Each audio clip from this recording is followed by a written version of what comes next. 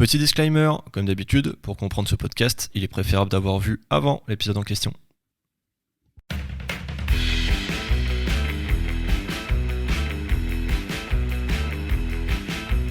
Et bienvenue sur Planète Série.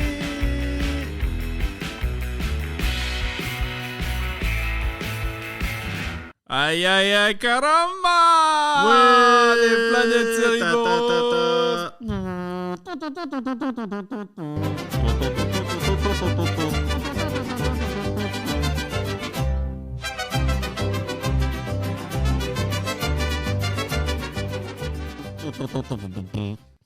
Salut, ça va? Ça va mon Ludo? Bah là en pleine forme. Ouais, il fait bon là je suis en nage. Mais, Oui, tout va bien. Il fait 36 degrés, mais c'est pour qu'on soit en plein Mexique là, hein, en plein Beverly Hills. J'ai m'y croyais dans la telenovela. J'étais à Beverly Hills, à Los Angeles, sous les palmiers. Et putain, j'ai chaud. Mais est-ce qu'on n'est pas bien là tous les deux là? Ouais. Hein? Bon, ils étaient sympas, Yuri et Giuliano là, mais attends, c'est quand même sympa de se retrouver tous les deux là. Enfin, tous les deux. C'est vrai que ça fait bien de pas avoir d'invité. On a eu invité sur invité. On s'est dit pour cette, on va peut-être pas faire une troisième. Ouais, on va attendre un peu. Voilà, qu'on se retrouve un peu tous les deux là. Lâche mon zizi. C'est le stagiaire. Jimmy. Oh. Bref. Bon bah je te propose qu'on commence. Ouais, alors je vais te proposer un résumé. Ouais, alors propose-moi. Ouais, voilà, j'ai fait un petit résumé, je l'ai copié-collé, on va pas se mentir. Pour remettre un peu les choses en ordre, du coup, la force du cœur, en espagnol. Corazón valiente. Voilà, je préfère ne pas le dire étant donné que je suis plutôt allemand LV2. Du coup, comme résumé, 20 ans après l'enlèvement de Samantha, qui a coûté la vie à Miguel, son garde du corps et père d'Angela, le destin réunit de nouveau les deux amis, désormais adultes. Alors que Samantha est devenue garde du corps, Angela décide de suivre ses pas. Mais en plus de veiller à la sécurité de leurs clients, elles vont devoir également lutter pour leur propre bonheur. Sauront-elles vaincre tous les obstacles qui vont entraver leur route ? C'est ce qu'on va voir. Mystère. Et boule de gomme. To misterio. Mysterio. C'est tout de suite générique.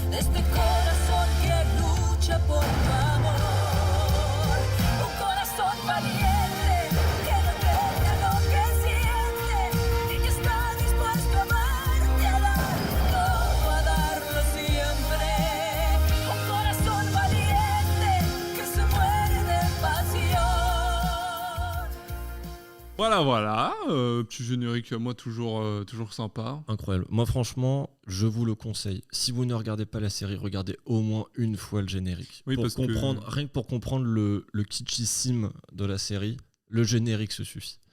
Oui, parce que moi je vous mets une partie du générique, mais ça commence pas comme ça, bien sûr. Et alors, au-delà de la musique qui est incroyable et qui est faite uniquement pour la série, les images sont folles. Et des ralentis sur les cheveux, vraiment, il y a franchement un bingo de classiques kitsch qui sont remplis. Incroyable. Bon, du coup, on a écouté vos retours par rapport à l'épisode dernier. C'est vrai que les cuts sur cuts, c'était un peu pénible, mais on voulait retranscrire le plus fidèlement possible l'épisode et l'aura de la série, en fait. Et là, en fait, plutôt que faire cut sur cut, on va vous rassembler des moments, des timelines de chaque épisode, de chaque personnage. C'est ça. En fait, vu que dans l'épisode, finalement, la chronologie n'est pas forcément respectée et on suit plusieurs personnages, on s'est dit on va essayer quand même de réunir ces timelines pour que vous, ce soyez un peu plus simple quand même de suivre, même si ça reste compliqué, je pense, avec tous les personnages et tout. Et voilà, et comme a dit Rico, c'est surtout qu'au premier épisode, on voulait vraiment retranscrire la folie que c'est d'avoir genre 8 cuts en 3 minutes et que legit, on tombe sur la moitié des scènes où on connaît pas les personnages, la moitié où on les connaît, mais depuis à peine 5 minutes. Donc voilà, on peut commencer, je pense, l'épisode. C'est parti. Je te laisse commencer sur le retour à l'enterrement. Ouais, direct. Direct, on se quitte là, on revient là où on s'est quitté plutôt. Il n'y a pas de y a pas de temps, c'est littéralement une seconde après. On n'a pas le temps de souffler. Donc on revient direct à l'attaque de l'enterrement des parents Arroyos, pardon. Tout le monde évacue, sauf Fernanda qui en plus s'esclave de ne pas avoir réussi son coup. Bon, puis, personne ne le remarque. Elle reste assise quoi. Oui, elle reste assise, puis oh bah mince. Ah. Oh bah alors, j'ai loupé mon attaque.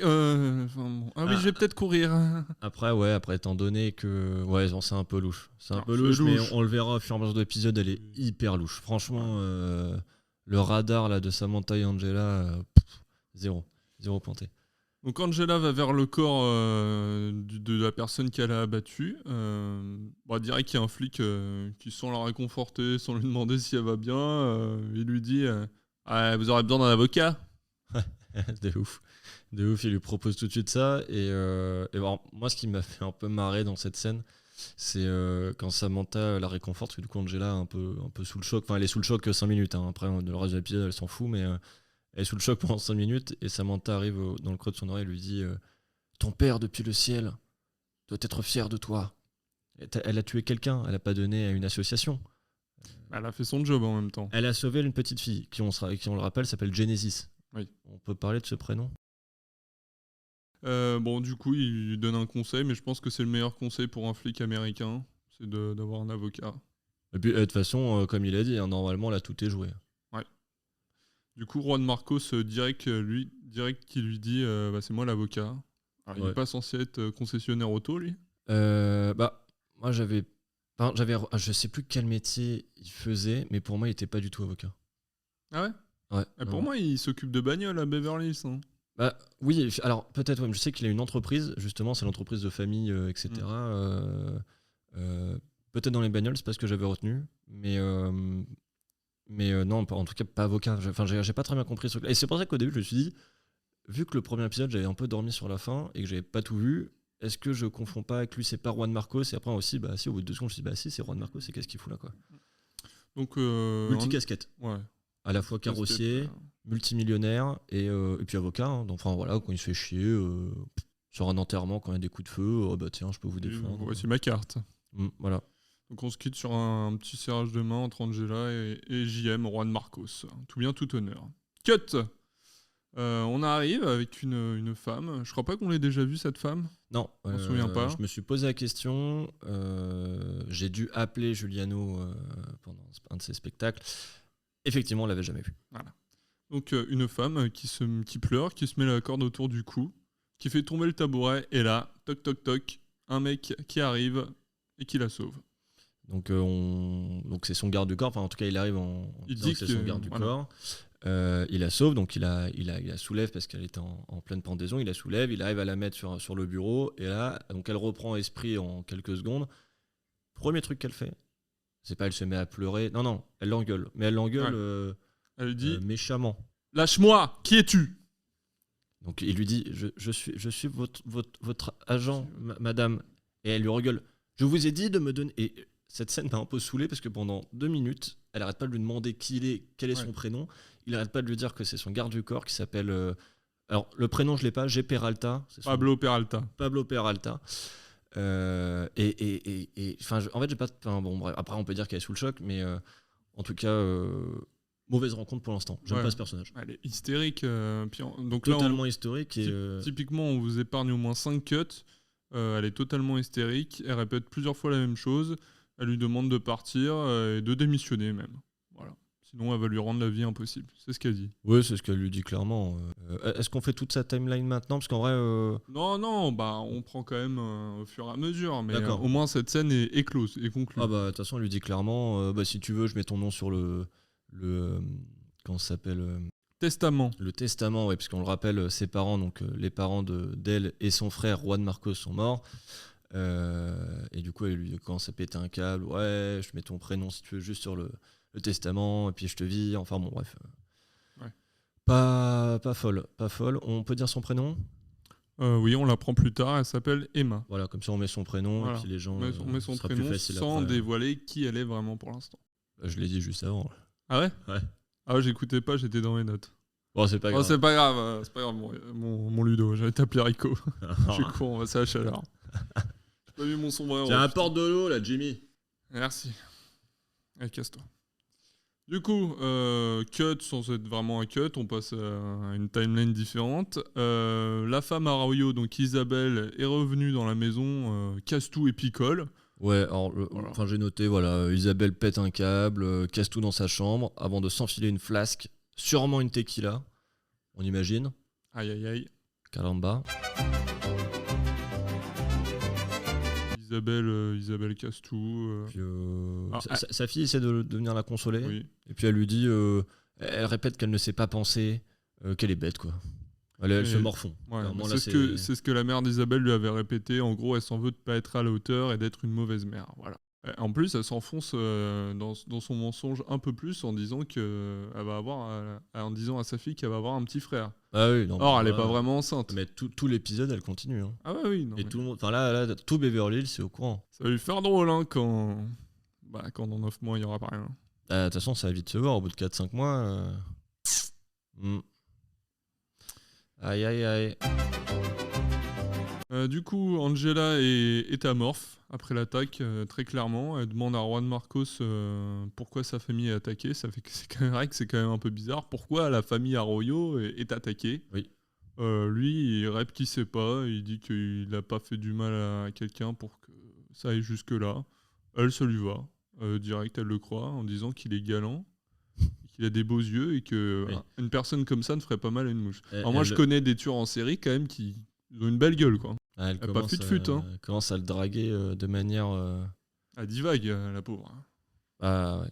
Je t'avoue que commence à être un peu chaud, là. Pour moi, c'est pas le job de garde du corps. J'ai vérifié, hein, j'ai regardé les propositions d'emploi, il n'y a pas ça.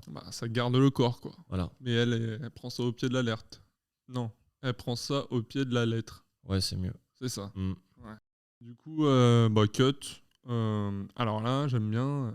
Parce qu'on est dans le repère des méchants, a.k.a. le bureau de Fernanda. Et ça aurait été encore mieux, je pense. Franchement, ils ont loupé un truc. Je veux dire, quitte à être aussi kitsch, j'aurais franchement payé cher pour avoir une scène où de base Isabelle est de dos dans un fauteuil et elle se retourne avec son chat. Ouais, parce qu'elle a déjà le chat.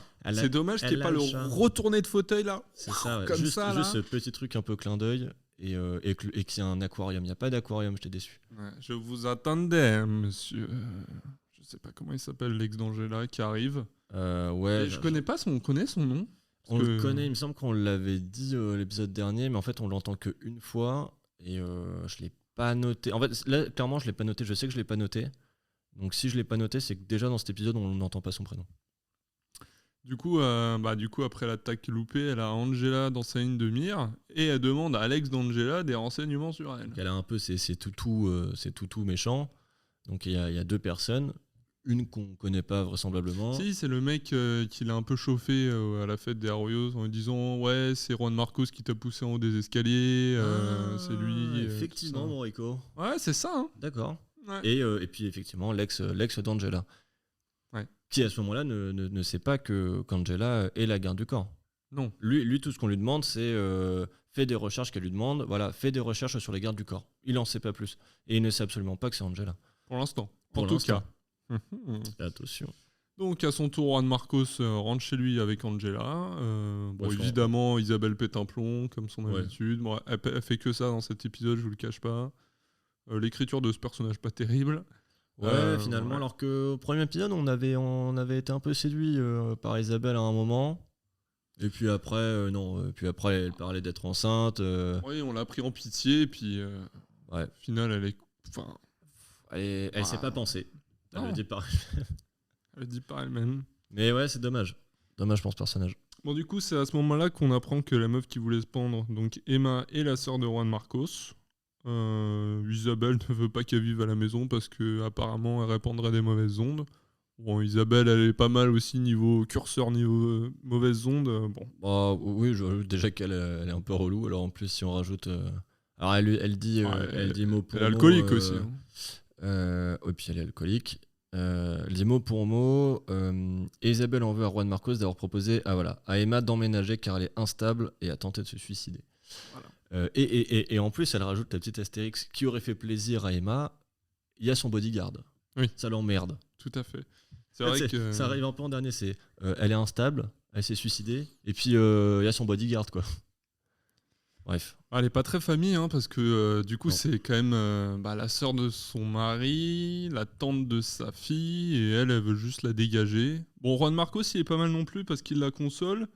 Alors que Emma déballe son sac, lui, pas psy pour un sou. Je sais pas, normalement, on demande à une personne comment elle va. On la questionne pourquoi elle est passée à l'acte, et lui, il fait non, j'ai juste besoin de toi. J'ai besoin de toi à la maison, point. Et puis au final, il est jamais là. C'est vrai. Elle va passer ses journées à faire ses peintures. Et puis voilà. Et il ramène tout à sa gueule, Laurent de Marcos. Ouais, en fait, il est pas. Franchement, il passe un peu pour le héros masculin de la série, mais finalement, il est un peu con. Du coup, Willy parle avec Bernardo. Oh, il a l'air malade, le Bernardo. Non, ça te dit rien? Bah attends, je vais te dire après. Et après, il y a Sam qui arrive et Bernardo dit de ne pas le lâcher d'une semelle. Donc, qu'est-ce qu'elle fait, elle? Eh ben, elle va dans la salle de sport avec lui. Et là, moment lourd de la part de Willy. Mon moment peut-être préféré de l'épisode, si je peux le... Allez.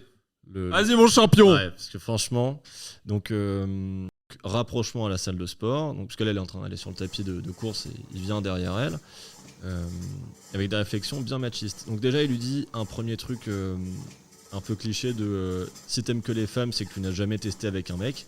Oui, mais là, tout en étant sur le même tapis de course. Tout en étant sur le même tapis de course et lui derrière. Littéralement à 5 cm derrière. Lui derrière. Je savais pas qu'on pouvait être deux sur un tapis de course. Moi non plus. Je pense pas que ce soit possible. Ils ont inventé un truc là. On pourra appeler la salle de sport après si tu veux, voir ce qu'ils en pensent. Mais pour moi, c'est pas dans le règlement. Il lui propose un peu d'eau quand même, avant de lui sortir la deuxième punchline. Il dit un peu d'eau. Elle refuse. On sait jamais, peut-être que c'est une technique. Et après, il lui dit il se dévoue quand même, grand prince. Il lui dit si tu veux, je peux prendre sur moi. À la limite, hein, vraiment, je peux prendre sur moi et je peux te donner des cours de sexe dans mon lit. Ah oui, les mots sont lâchés là. Vraiment, là, il n'y a plus de. Mais le mec. Sous-entendu, non, là, il fait des cours de sexe dans son lit. Là. Il a faim, mais il est mort de faim celui-là. Hein. Et pourtant, de ce qu'on avait compris premier épisode, et là, ce qu'on va revoir après, c'est que le mec ken tous les jours, celui-là. Ouais, il ken ce qu'il veut, même les meufs de dangereux chefs narcotrafiquants. Mais par contre, t'as l'impression que le mec est mort de faim, quoi. Ah, c'est typique, ça. Il n'arrive pas à avoir la meuf, donc du coup, ça l'excite. Ouais, parce que, et du coup, et puis cette scène se finit, Samantha le pouce du tapis, vient coup de rein. Ah, j'ai loupé le coup de rein. Ouais, elle lui donne. Oui, ouais, un petit coup de rein, subtil. Un petit coup de rein subtil. En même temps, elle a pas besoin de plus parce qu'elle est tellement entraînée que. C'est vrai. Ouais. Ah bah, de toute façon, un peu de plus. Valait mieux pas qu'il la touche. Hein. Il l'a touché, c'était clé de bras direct. Hein. Je la connais, moi, ça. Les chicots sur le tapis de course qui roule, là, mon pote, Willy, et fait après, il disait tu fais du sexe dans mon lit. C'est des cours de sexe. Je vais être ton professeur. Au cut, on se retrouve avec Fernanda qui est sur son lit, qui fait pas grand chose, et la gouvernante, j'ai plus son nom, qui s'inquiète après l'attaque du cimetière.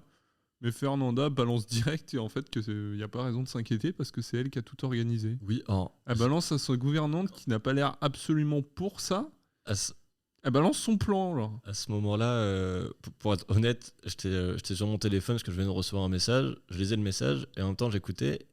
Et en fait, j'entends qu'elle raconte son truc et t'es étouffé. Et je tourne la tête pour voir à qui elle raconte. C'est ça que je vois la gouvernante et je me dis mais qu'est-ce qu'elle fout genre. Et je pense que cette scène est là juste pour les gens qui suivent pas trop et pour redire c'est elle la tueuse, la méchante, la grande méchante, tralala la méchante.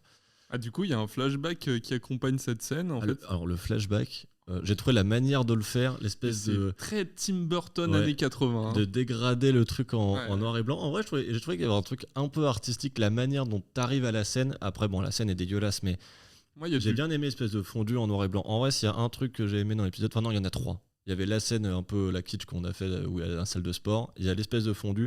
Et il y en a une autre, on reviendra plus tard dessus, que j'ai trouvé franchement formidable. C'est très, très Batman Forever. Et en gros, c'est Fernanda qui a kidnappé les parents Arroyos, leur demandant des comptes, surtout au sujet de son avortement. Puis les exécute froidement. Sans remords aucun. Rien à foutre. En parlant de Batman, pour moi, c'est tu vois la scène de l'épisode 1 où elle revient dans une limousine ou je sais pas où elle était, tu vois, pour la vengeance. C'est un peu Batman, mais c'est Batman qui aurait mal tourné, quoi. Là, c'est Batman tourné par des étudiants d'une école de ciné dans la Creuse, quoi. Ouais. On a rien contre la Creuse, hein. Mais c'est vrai qu'ils n'ont pas d'école de ciné là-bas. On s'en fout, on n'a pas d'auditeurs, la Creuse. Ah, c'est vrai. Tu n'es pas obligé d'être gentil avec eux. On s'en branle, putain. D'ailleurs, si on peut parler d'auditeurs, on a presque un 50-50 niveau mec film. Ouais, je suis content de ça. Plaisir, Parce que le premier épisode, on avait 3/4 de mecs et finalement, On est en 50 secondes. Voilà, je voulais glisser ça. C'est vrai que ça me faisait plaisir. En même temps, j'ai 5 sœurs, donc ça va vite. T'as 5 sœurs, moi j'ai envoyé à toutes mes cousines, donc ouais, en fait, finalement. Ouais, mon pote. Il y a 10 écoutes par épisode, ça va vite. Hein. Ouais, c'est vrai. Ça filoche. Ça filoche. Bref. Bon, Angela, qui a un coup de fil de sa mère lui disant que voilà, elle est jamais avec sa fille, tout ça, donc elle réfléchit et elle pose sa dème direct à Juan Marcos, prétextant qu'elle veut être avec sa fille. Bon, prétextant non, parce que c'est vrai, elle veut être avec sa fille. Alors là, du coup, elle commence une tirade sur le fait que du coup, elle veut assurer un avenir à la petite, c'est pour ça qu'elle a pris ce job, mais en même temps, de pas être avec elle, c'est un peu lui voler son présent. Oh, je sais pas. C'est un peu flou en fait. Donc elle est là, elle veut absolument partir, mais en même temps elle bouge pas non plus. Et au moment, il me semble que c'est dans cette scène, hein, au moment où elle s'en va, et là t'as Juan Narcos qui la retient, et là t'as une musique. Mais non, c'est la musique du générique. À chaque fois qu'il y a un contact physique un peu chaud entre les deux, il balance le générique comme ça. À chaque fois, mais j'ai l'impression dans une fête foraine, c'est la musique, elle augmente, c'est bass boosted, et là c'est limite un mec derrière qui a fait "Vous êtes chaud ce soir". Aïe aïe aïe aïe aïe aïe, on est là, reste là. Grand câlin. Ah non, attends, pardon. Non, il n'y a pas de câlin, hein. Il me semble qu'il il la retient juste et après cut. Oui, cut, mais du coup, on a dit que. Ah, sur ça, donc, il se retrouve dans la cuisine. Il se retrouve dans la cuisine, il lui sert un verre d'eau et en fait, il lui propose de faire venir sa fille à la maison. Voilà. Bon, elle accepte pas tout de suite, mais au final, elle accepte. Grand câlin, cette fois sans musique. Et là, Isabelle, of course, leur surprend. Ouais. Aïe, aïe, aïe, aïe, aïe. Sur cette scène, du coup, quand il lui propose d'emménager avec sa fille, j'ai tout de suite noté, ça répète le schéma Angela Samantha. Moi j'ai noté la même, mais après. Oui, parce que la scène est répétée plus tard, mais effectivement, en fait, si on le rappelle, Angela, théoriquement, en fait, c'était la fille du garde-corps de Samantha. Donc, en fait, là, ça répète un peu la scène avec la fille, cette fois d'Angela, et la fille de Juan Marcos. Exactement, elle reproduit le même schéma. Bon. Est-ce que c'est... Ils apprennent pas de leurs erreurs, apparemment. La mère d'Angela s'en rend compte, on le verra peut-être un peu plus tard, mais Angela, en fait ça me fume parce que t'as l'impression que même elle se rend pas compte qu'elle recrée la situation de quand elle était petite. Je trouve ça marrant qu'elle aurait pu le dire, elle aurait pu faire, tu sais, c'est le genre de truc où t'as des flashbacks, elle aurait pu juste avoir un flashback où, je sais pas, elles sont au bord de la piscine comme on a pu voir, je sais pas quoi. Mais c'est la mère d'Angela qui en glisse une petite à la fin, qui dit les gens riches, ils nous apportent que du malheur. Elle le dit plusieurs fois dans l'épisode. Elle a un truc contre les gens riches. À la fin, effectivement, elle le dit très clairement, mais dans l'épisode, il y a 2 moments, on reviendra sur 2, je pense qu'on n'est pas encore dans ce temps-là, mais à un moment, pareil, elle le dit. On va peut-être y arriver d'ailleurs. Ouais, en tout cas, là pour l'instant, on va retrouver Emma et son bodyguard.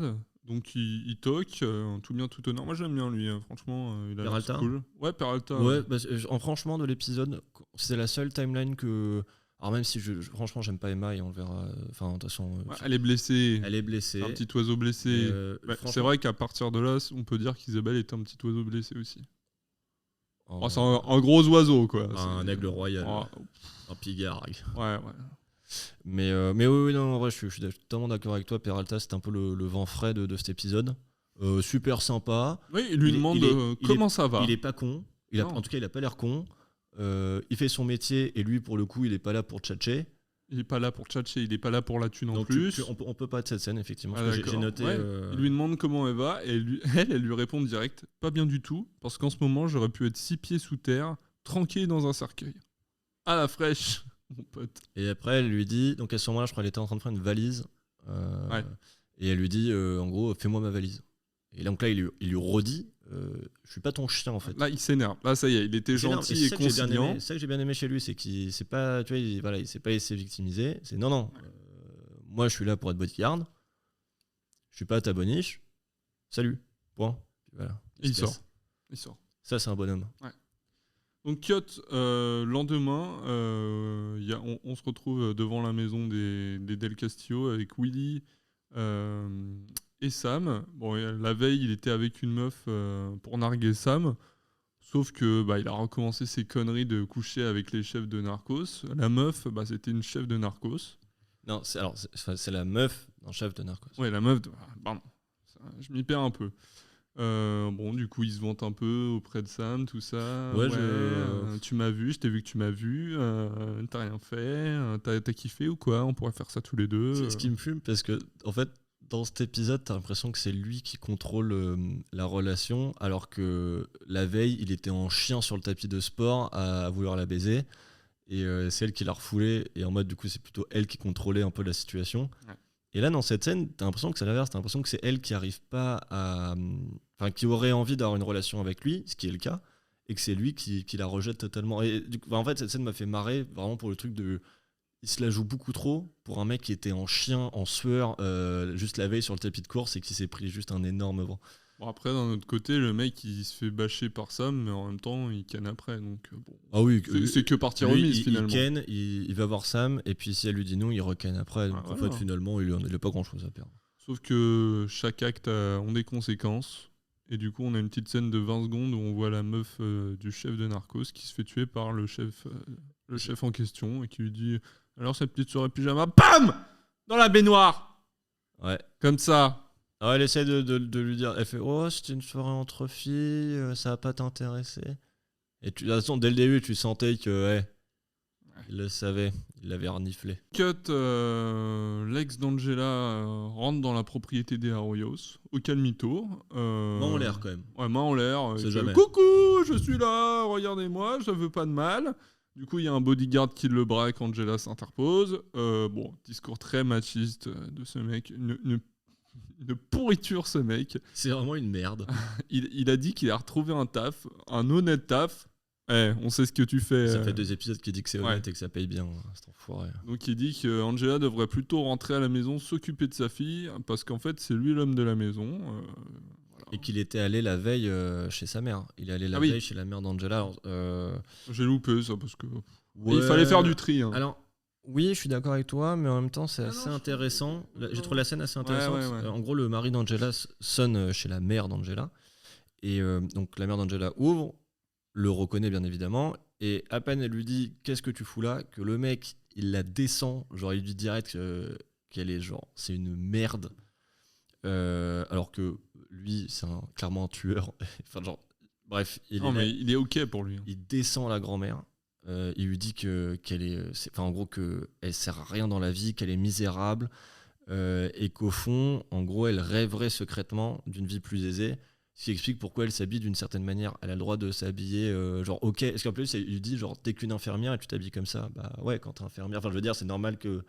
En fait, je comprends pas trop son argument de. Bah, c'est juste qu'elle aime bien s'habiller, c'est tout. Non, mais peut-être qu'en fait, c'est plus un tacle par rapport au gouvernement. Disons qu'il voudrait que le salaire des infirmières soit un peu plus haut. Ah, c'est possible. Peut-être qu'en fait. Je pense que c'est plus dans ce sens-là. Dans la politique, tu penses? Bah, je pense que c'est plus dans ce sens-là. Parce que pour lui, à mon avis, infirmière, c'est un métier noble qui sauve des vies. Donc il comprend pas pourquoi le salaire des infirmières est aussi bas. Ça serait marrant que la scène soit reverse un peu comme ça, qu'ils aient essayé de faire passer un truc politique, mais il faudrait demander à Juliana. Ouais. Voilà. Et oui, désolé, j'ai eu une absence. Ouais, donc il dit qu'il est misérable et qu'au fond, elle rêve secrètement d'une vie plus aisée. Et sur ce, elle finit par le gifler. Et là, il reçoit un message de la méchante. Attends, parce qu'il y a la gamine qui arrive. Oui, en fait, c'est comme ça qu'il a trouvé Angela chez les Arroyos. Parce qu'il y a la gamine. Non, alors, en fait, au même moment. C'est avec le message. En fait, c'est un peu bizarre. C'est qu'au même moment, sa fille vient. Bon, il lui dit est-ce que ça va, machin truc. Elle dit à sa fille que non, ça va pas parce que maman travaille dans une autre maison. Moi, je pensais qu'il allait demander la garde de la fille, tu vois. Ouais, alors pareil. Moi, je pensais qu'il allait l'enlever. Enfin, juste voilà, pour un peu une espèce de kidnapping. Et en fait, au moment où la fille dit ça, lui, il reçoit un message de la méchante. Et je crois que c'est une photo. Mais enfin, bref, en tout cas, il comprend que c'est Angela, la bodyguard. Et du coup, qui a empêché de tirer sur l'enfant. Et donc, c'est Angela qui doit tuer. Et donc, c'est pour ça que. Et après vient la scène dont on parlait, où il vient chez les Ayuro. Il lève les mains, et puis voilà, il fait son discours un peu machiste. Il quitte tout le monde en proférant des menaces de meurtre. Voilà. Cut, Isabelle est en pleurs, encore une fois. Insupportable. On va voir Bernardo, donc ils se connaissent tous les deux.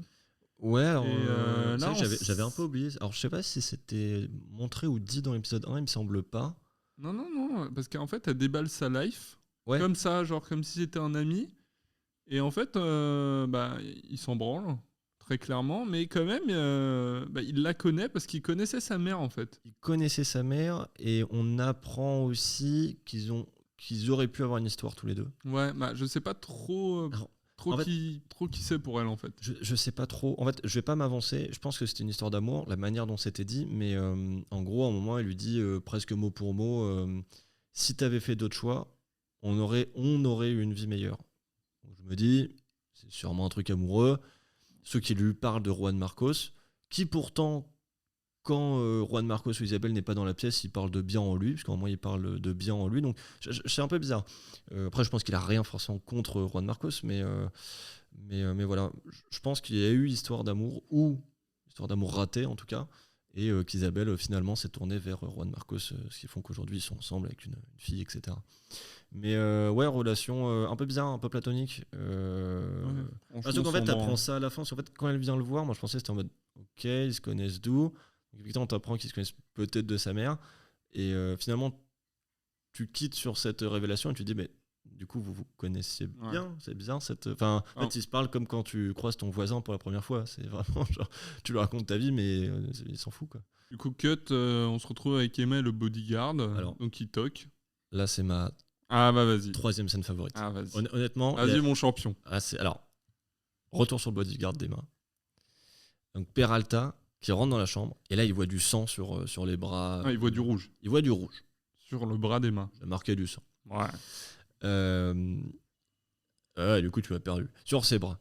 Donc, du coup, il court voir Emma pour la secourir. Mais en fait, ce n'était que de la peinture parce qu'elle est peintre, apparemment. Artiste.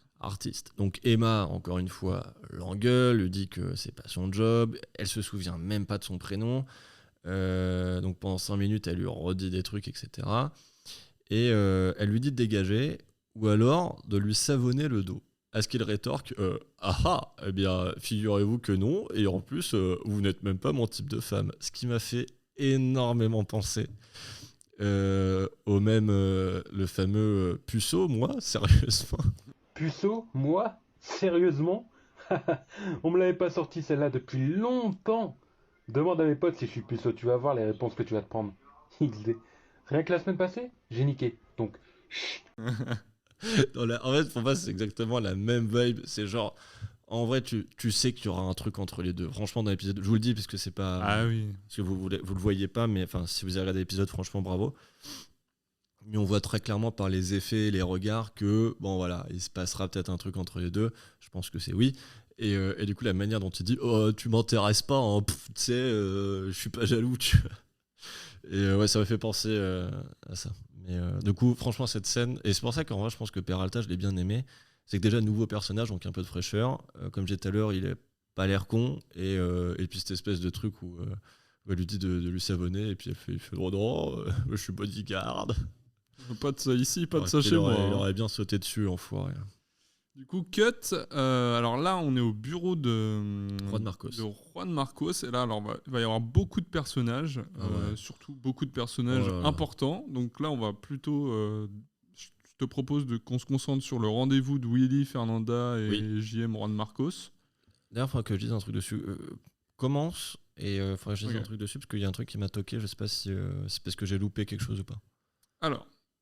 JM reçoit Willy et Fernanda dans son bureau pour parler sûrement rapprochement familial. Du coup, JM il dévoile un peu son petit dispositif de défense, ce qui ravit Fernanda, bien sûr. Qui, on le rappelle, est la grande méchante qui a voulu tuer sa fille. Voilà, Willy très rapidement s'en bat les couilles, sort. Ah d'accord, c'est ça que j'ai loupé. Parce qu'en fait, il y a une espèce de double cut, ce qui fait qu'en fait, quand je suis revenu à la scène, je me suis dit, mais il y a un faux raccord, il est où Willy genre ? Non, il se casse. D'accord, ok. Parce que lui, en fait, il va faire du bateau après. Oui, ça oui. Il avait rendez-vous bateau, rendez-vous plaisir, alors qu'il préfère faire du bateau que du business. Alors qu'on parle quand même de fusion des deux grosses familles. Si on comprend bien, c'est un peu les deux grosses familles. Bon, ça se trouve, c'est les deux grosses familles de leur rue, et ils se disent, on va tous les niquer à la prochaine assemblée générale. C'est la boucherie de la rue Lamartine, et l'autre, c'est la boulangerie de la... je peux te dire qu'après on va se faire des sandwichs bœuf mayo là. Parce que la boulangerie avant on ne pouvait pas vendre de viande et puis le boucher ne pouvait pas vendre de pain. Alors que maintenant... Boucherie, boulangerie Del Castillo Arroyos, là pour vous. Le Arroyo spécial. Ou le Mac del Castillo. Incroyable. Ah, ça va faire fureur dans le quartier. Du coup, JM, il se confie à Fernanda comme si c'était sa pote. Alors qu'il l'avait mis enceinte pour un pari à la con, quand même, dans son enfance. Ouais, D'ailleurs, elle lui rappelle. C'est dégueulasse. C'est dégueulasse. Elle lui rappelle d'ailleurs. Elle lui dit moi aussi, j'ai perdu des gens. Enfin, elle le chauffe quand même. En lui disant, elle commence à le masser, tout ça, elle s'assoit sur lui et oh là là, elle le dit qu'elle l'aime. Ça sort de nulle part, mais je pense que c'est une petite technique. Oui, moi je pense que c'est clairement un truc de renarde. Ouais. Elle l'embrasse. Et elle lui dit je veux te baiser. Voilà. Elle dit il la repousse. Elle le dit net. Premièrement, il la repousse. Après, elle en remet une couche en le flattant, en lui disant qu'elle veut lui faire l'amour à chaque fois qu'elle le voit. Ouais, elle le dit, alors je sais plus exactement où je l'ai noté. Fernanda déclare sa flamme à Juan Marcos, elle l'embrasse, il la repousse, mais elle lui dit qu'il lui fait vraiment effet et qu'elle veut coucher avec lui dès qu'elle le voit. Voilà. Du coup, ça conclut un peu la conversation. Du coup, ils sont pas amis, quoi. Mais le mec se casse comme ça. Et moi, il y a un truc qui m'a fait rire, c'est qu'il a pas verrouillé son ordi. Je me suis dit exactement la même chose. C'est qu'en fait, au-delà de l'ordi, il y a le truc de... Ouais, tu laisses pas... Ils ont même pas encore fusionné ensemble. Je pense qu'il sent qu'il y a un truc. Ouais, elle a de la rancœur. Et le mec, c'est même pas genre, il a un truc pressé, genre sa fille est tombée ou j'en sais rien. C'est le mec, genre, se casse. Et en fait, ce qui m'a d'abord choqué, c'est le fait qu'il ferme pas son bureau. Au-delà de ça, il y avait aussi l'ordi, effectivement. Et c'est vraiment genre, il la laisse vagabonder comme ça dans son bureau. Et enfin bref, je trouvais ça, effectivement, ça m'a aussi fait tilter. Je sais pas, même il y a des informations sensibles, quoi. Ouais, en fait, c'est juste je veux te dire le prix du prochain sandwich del Castillo. Parce que peut-être qu'elle veut monter un truc avec Los Pollos Hermanos. Et voilà. Et puis Gus Fring, il en a mis partout des Los Pollos. C'est louche tout ça. Enfin, il est pas hyper sécurité. Bon, au même moment, en tout cas, il y a Sam qui est en dehors qui attend Willy. Elle appelle Bernardo parce qu'en fait, Willy, il veut faire du bateau et il faut que Bernardo prétexte que Sam doit aller avec lui parce qu'en fait, Sam, c'est toujours censé être son chauffeur. Oui. Donc, ce sera bizarre qu'elle embarque dans le bateau, quoi. Je trouvais ça assez marrant que la manière dont elle appelle le père, c'est un peu comme un gosse qui veut aller dormir chez son pote. C'est un peu, je peux aller avec lui dans le bateau, mais c'est parce que je suis son chauffeur. Voilà. Bernardo, du coup, on fait une petite ellipse sur Bernardo. Ouais. Qui raccroche. Il y a une meuf qui arrive, visiblement son amante. Et il lui dit clairement. Il est pas malade. Oui, alors déjà, on apprend qu'il est absolument pas malade. Il est pas malade. En fait, il a fait ça. C'était un stratagème pour que ses enfants reviennent. Je sais pas d'où. Déjà, il aime pas sa fille. Je vois pas pourquoi il a aussi ramené sa fille. Et son fils avait qu'une envie, c'est de revenir à la maison. Donc en fait, je comprends pas pourquoi il a dû faire genre qu'il est malade. Alors que son fils, il avait qu'une envie, c'était rebaiser de la meuf de gros gangster. Et sa fille, il aime pas. Donc, un peu incompréhensible ce truc-là de faire le. Move un peu bizarre. Ouais. Bon, en tout cas, avec la meuf, ellipse, mais on comprend très clairement qu'ils ont couché ensemble. Oui, ouais, c'est du coup, clair et net. Chez Bernardo del Castillo, c'est comme un moulin. Du coup, le mec de la meuf arrive, le vrai mari. Oui. C'est un moulin chez Bernardo. Tout le monde rentre comme ça, aucune sécurité. Hein. Mais là, c'est pareil. En fait, surtout qu'il y a eu 2 attaques contre la famille avec laquelle il veut s'allier, et lui, il n'y a personne. Juste une gouvernante à la con. Ouais. Mais c'est un vrai moulin. À tout moment, t'as une tente dans le salon, c'est normal. Donc le mec qui est en fait le mari, du coup, c'est l'associé partenaire in crime de Fernanda. Yes. C'est lui. En fait, il dit qu'il y a un problème parce qu'il a menti à Fernanda en disant que c'était Juan Marcos qui l'avait poussé dans les escaliers quand ils étaient petits. Alors qu'en fait, c'est lui qui l'avait poussé sur ordre de Bernardo. Franchement, on enchaîne les révélations, mais on dirait que c'est des révélations pour faire des révélations. Genre, qu'est-ce que ça apporte ? Je me suis posé la question. Surtout que c'est une révélation nulle. En fait, on sait pas où on va, quoi. Au-delà de ne pas savoir où on va, ce qui m'a fait rire, c'est que c'est vraiment une histoire. Genre, c'est comme si aujourd'hui, je disais à un pote que je connais depuis 15 ans, ah ouais, en fait, ce jour-là au collège, c'est moi qui t'ai attaché les deux lacets ensemble. Ouais, quand Genre- bien même il y a une révélation comme ça, enfin, je veux dire, même si Juan Marcos ne l'a pas vraiment poussé, c'est lui quand même qui a couché avec Fernanda pour un pari. Enfin, Il y a pire. il y a pire que pousser dans les escaliers, il y a genre. l'argent. En fait, c'est ça encore une fois, qui me faisait marrer. En vrai, c'est le seul truc qui me fait tenir dans cet épisode, parce que en vrai, on va pas se mentir, c'est une torture. Mais c'est le truc qui me font marrer, c'est des trucs comme ça. C'est des trucs où tu te dis, mais à quel moment? Enfin, en fait, l'anecdote est nulle, enfin, la révélation plutôt est nulle, ça n'apporte rien. Juste si ça apporte juste sur le fait que le propre père de Fernanda, Oui, Bernardo, d'accord. pour une raison obscure, n'aime pas sa fille et a commandité, Ouais, mais ça, commandité une poussée dans les escaliers lorsqu'elle avait 10 ans, quoi. ouais, mais du coup, ils auraient pu. Enfin, en fait, pour moi, c'est déjà suffisamment montré qu'ils l'aiment pas, genre. Déjà, dès le premier épisode, je me souviens que quand on avait invité Giuliano, du coup, l'épisode dernier, la première scène où on voit Fernanda, elle se fait genre démonter par son père. Genre, à peine elle rentre, il l'a fini, genre. Voilà. Donc du coup, en parlant de révélation, du coup, on revient au bureau de JM avec Sam qui raccroche aussi. Au même moment, il y a Angela qui arrive, gros câlin. À chaque fois qu'elle se voit, celle-là, c'est gros câlin. Et là, révélation. Et ça, c'est une grosse révélation.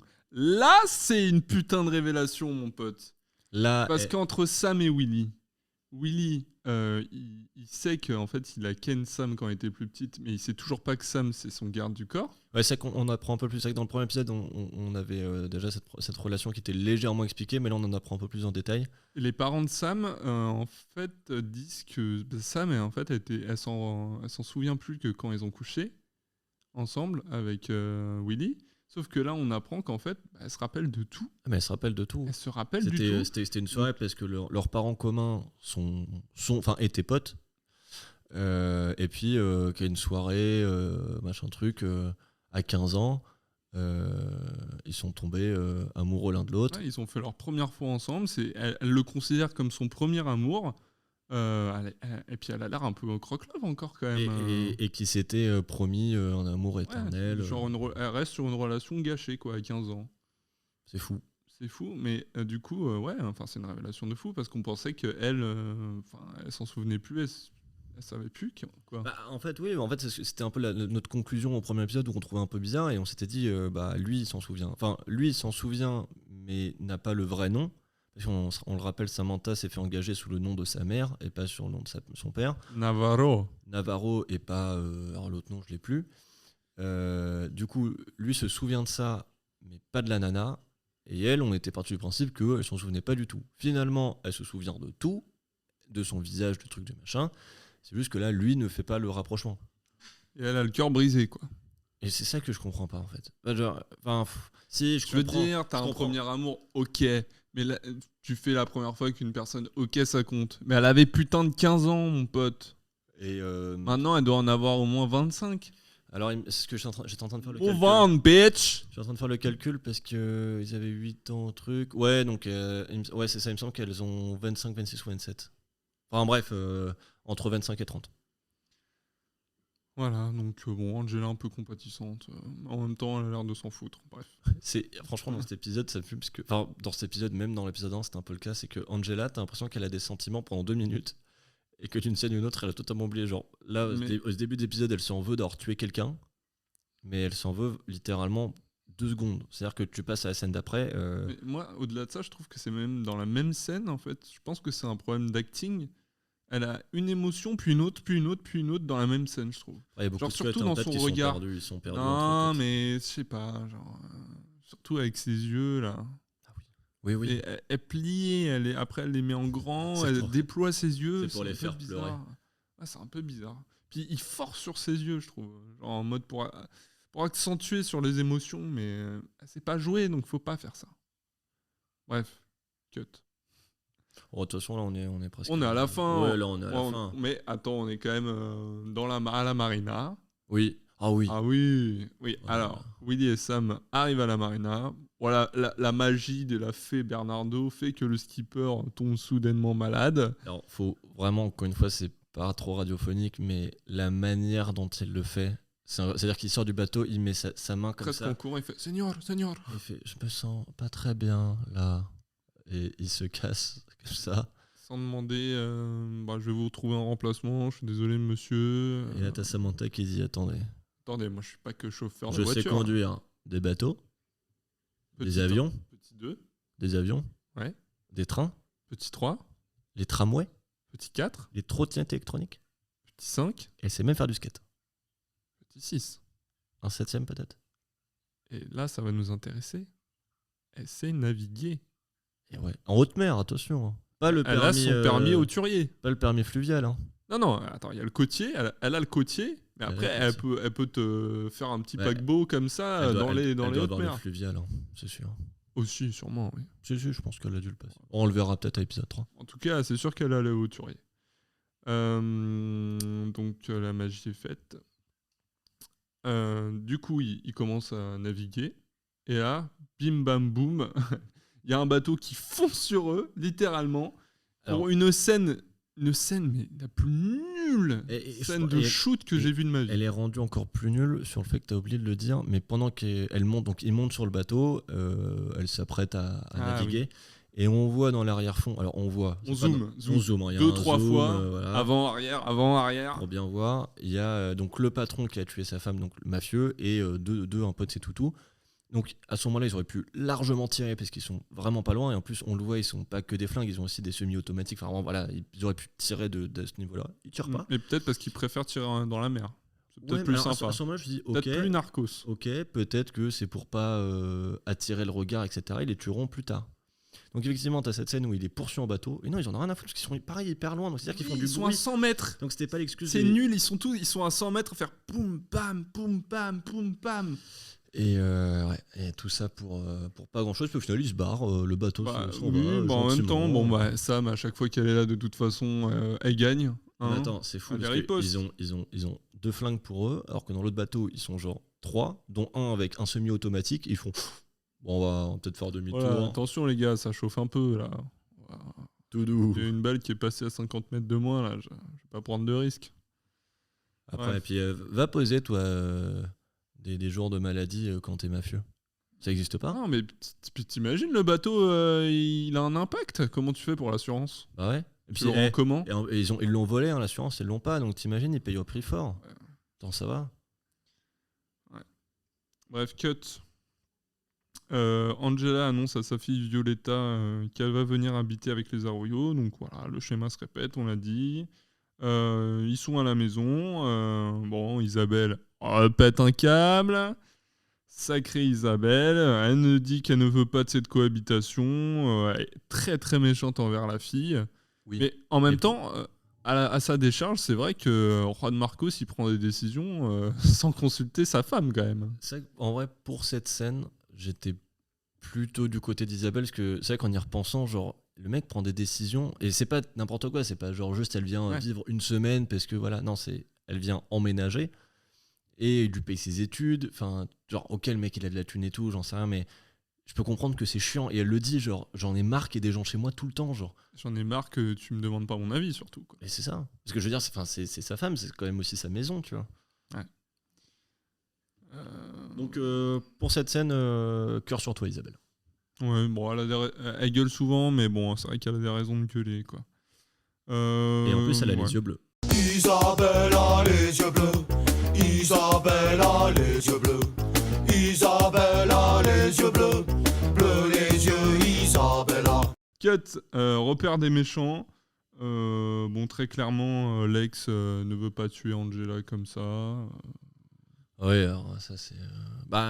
oui, mais il essaye de négocier si on peut trouver ça en kidnapping plutôt qu'en meurtre. Si je peux passer ticket resto de 8 à 10, peut-être qu'on peut s'arranger. On a dit, accordons-nous sur un kidnapping avec une balle quand même. Mais juste une, hein. Juste une, hein. Du coup, cut, et là on finit sur la scène finale. Il y a Juan Marcos et Angela qui vont chercher à l'école la fille de Juan Marcos, Genesis. Et là, il y a... Quel nom infâme. Ouais, Genesis. Pour moi, c'est le nom d'une console. Mais il y a un groupe qui s'appelle Genesis. Ouais, je sais. Mais pour moi, c'est le nom d'une console de jeux vidéo. Du coup, il y a Lex d'Angela. Il doit avoir un tracker sur elle, c'est pas possible de la retrouver tout le temps. Qui est devant l'école aussi. Cette scène, je me suis demandé comment il l'avait retrouvée. Après, vu que c'est l'école de sa fille... Non, Non, pas l'école de Violetta, c'est l'école pas de pas de sa fille, c'est l'école de Genesis, la fille de Juan Marcos. Ouais, mais vu qu'il raconte tout à Fernanda, qu'il raconte. Enfin bon. Après, Ouais. Bon, oui, il doit y avoir des moyens. Du coup, bah, il prend Angela à l'écart et il dit je veux pas te tuer. Il sort son flingue, il fait tu te tais sinon je te mets une balle. Et là, fin de l'épisode. Cliffhanger. Cliffhanger de malade ou quoi? Attends, mon cœur allait à 100 là. J'étais à 2 doigts de lancer l'épisode 3. Non, je rigole. Aucune envie. J'étais mort. C'est vrai que pour un épisode de 1 heure, moi j'ai pris 2 heures quoi. Ouais, c'est ça. Bah, c'est ça parce que j'ai pris ma À pause. noter. En plus, franchement, je suis sympa avec vous parce que je le fais sur ma pause déj. Hein. J'ai pris ma pause déj du coup à midi. J'ai fini l'épisode, il était 13h40, 13h30. En sachant que l'épisode dure genre 58 minutes. Ouais. Et parce J'ai qu'en regardé les prochains 45 quand même. 45, descend un 43. Ok. Mais au bout du 5e. Ouais, peut-être. Wow. Ouais. Peut-être pas aller au 5e. On verra. On verra. En vrai, je pense que ça peut être sympa. Je dis ça. On allait directement sur le dernier sans savoir C'est- ce qui se fait passer. Ouais, en vrai, ça peut être ça. Mais c'est vrai qu'on en a pas forcément parlé hors podcast. Mais tu vois, en vrai, surtout, de toute façon, on fera jamais tous les épisodes de cette série, c'est impossible. Mais tu vois, en vrai, autant faire genre plein de séries, les premiers épisodes, plutôt que se morfondre à chaque fois dans une série. Bon, après, si on à en voir. trouve une bien. On verra. On a encore plein d'idées de façon d'inviter, des séries, il y en a plein. Donc voilà. D'ailleurs, prochain épisode avec Ah, peut-être. Une. Je suis en négociation. une invitée. Ouais, on ramène un peu de la meuf là. Bah ouais, parce que ça manque. C'est vrai qu'il y en a dans nos auditeurs, mais. Et, attention, on vous ramène pas n'importe qui si elle vient. On vous en dit pas plus parce que si elle vient pas, c'est un peu la honte. Ouais, j'avoue. Mais en tout cas, elle fait des spectacles sur Paris. On note pas l'épisode, vite fait. Ouais, on peut noter. Sur 5. Allez, comme ça, et puis. Ouais, 0,5. Moi, je mettrais un Peralta sur 5. Oh là là, mais ça c'est une bonne note, hein. Ouais. Ça c'est une bonne note. Ok, bah n'hésitez pas à partager, à vous abonner. Je le dis à chaque fois, mais vous le faites pas, donc je suis pas votre père, quoi. Je vais pas vous le répéter à chaque fois. Faites-le s'il vous plaît. Sinon, Ah, faut que je fasse une dédicace aussi, j'allais oublier. dédicace, ouais. Dédicace pour un de nos auditeurs. Donde Estacoy. Voilà. C'est vrai. Ouais. Ah, mais je sais pas s'il veut qu'on dise son prénom. C'est pas grave, je le biperai. Allez, ciao. Salut, salut.